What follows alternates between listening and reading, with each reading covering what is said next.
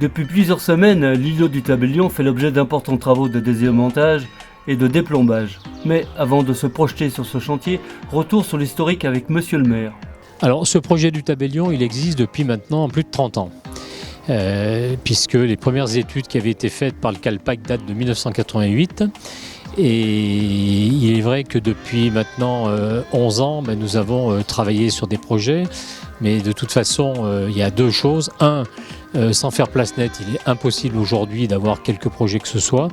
Et deuxièmement, avant toute chose, il était important de faire tenir la tour de la Corrie, donc une tour du XVe siècle, qu'elle puisse tenir toute seule. On est sur des éléments et des bâtiments qui sont pour l'essentiel non fondés, qui se tiennent entre eux. Donc voilà, aujourd'hui la première phase, à près de 800 000 €, a été de faire en sorte que la tour de la Corrie puisse tenir toute seule. Deuxième phase, désamiantage. Troisième phase, démolition des bâtiments qui entourent la tour de la Corrie. Pour le premier adjoint de la ville, c'est un chantier coûteux, mais justifié par la complexité et les risques liés aux conditions de travail.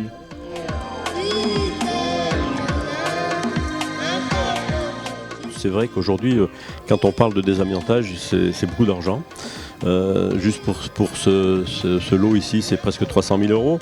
Mais quand on voit le travail fourni par l'entreprise, les précautions prises et la diversité finalement d'amiante qui peut se trouver, alors c'est pas de l'amiante mais dans les sols, dans les murs, au plafond, dans de la moquette, voilà, ça a été du gros travail. Et aujourd'hui, on arrive alors je crois qu'ils ont fini un des bâtiments, ils sont presque au bout du bâtiment, dans une quinzaine de jours, le désamiantage est fini. Mais c'est vrai que 300 000 € quand ça paraît cher, mais vu le travail fait avec toutes les précautions que prennent l'entreprise, parce qu'aujourd'hui ils travaillent le matin, ils se changent à midi, ils jettent les affaires et ils ne jettent pas n'importe où. Chaque fois qu'ils touchent, voilà, ils sont aux normes, mais ils sont contrôlés et tout est contrôlé depuis l'heure où ils rentrent dans une pièce à la sortie. C'est bon. Tu suis bien le processus, hein. Des procédures d'intervention étape par étape, extrêmement réglementées pour l'environnement et pour le personnel de l'entreprise spécialisé dans ce domaine. Alors quand ils s'équipent, évidemment, ils mettent une combinaison de type 5, type 6. Ils mettent des gants MAPA scotchés entre la combinaison et les gants. Ils mettent un masque à ventilation assistée qui se scotche aussi sur la combinaison pour éviter que les fibres puissent s'infiltrer.